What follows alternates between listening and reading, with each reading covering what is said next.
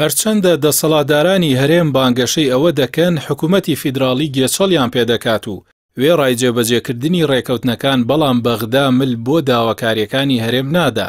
بەڵام هاوڵاتیان لە لایەکی دیکە و دیمەنی شانۆیەکە دەبینن و پێیان وایە خەتاباری سەرەکی خودی بەرپرسانی هەرێمن، نەک ئەوانەی بەغدا.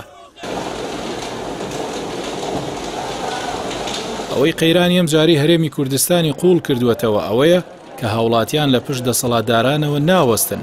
ئەگەر لە ڕابردوودا بەرپرسانی پارتی و یەکێتی ڕوو لە بەغدا پشتیان بە پشتیوانی گەل قایم کردبێ، ئەوە ئەم گەڕەی قەیرانەکان هاوڵاتیان پشتیان کردووەتە جووت حیزبەکە و ومێدیان بە بەرپرسانی بەغدایە تا مژدەی موچەیەکی خوراویان بدەنێ، لە کاتێکدا دەزانن کە خودی عێراق لە ڕیزی گەندەڵترین وڵاتانی جیهاندایە و زۆرێک لە بەرپرسانیشان لە بازرگانی و پەیوەندی ناشەرعیەوە لەگەڵ بەرپرسانی هەرێم تێوەگلاون.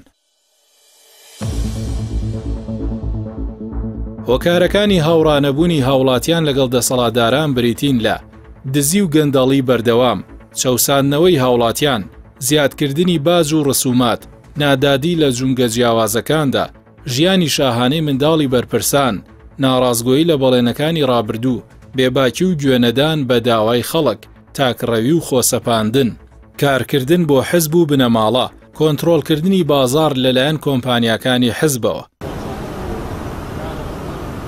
ئەگەر گریمانەیەک دابنین و ئەم بەهایانەی حکوومەتی هەرێم بەڕاست دابنین، ئەوە بەهۆی هاشوهوشی ئابووری سربەخۆ و گرفتە کەڵەکەبووەکانی 10 ساڵی ڕابردوو لەگەڵ بەغدا و بەڵێنە ناڕاستەکانی دەسەڵاتدارانی هەولێر و سلێمانیەوە، هاوڵاتیان هیچ متمانەیەکیان بە قسە و بەڵێنی بەرپرسان نەماوە تا ئەو ڕادەیی خەمساردن بەرامبەر حکوومەت و قەوارەکەیان و دەڵێن 30 ساڵە چەوساندنەوە و چەرمەسەری لە پەرەسەندندایە.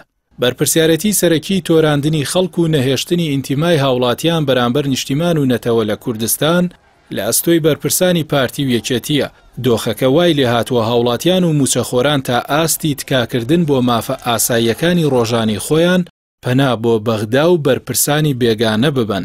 دۆخەکە گەیشتووەتە ئاستێک بۆ یەکەم جارە لە مێژووی نوێدا هاوڵاتیان و دانیشتووی وڵاتێک پێی خۆش بێت بچێتە ژێر دەستی بێگانە، بەڵام لە ژێر دەستی دەسەڵاتدارانێکدا نەبێت کە هاوزمان و هاونەتەوەی خۆی بن.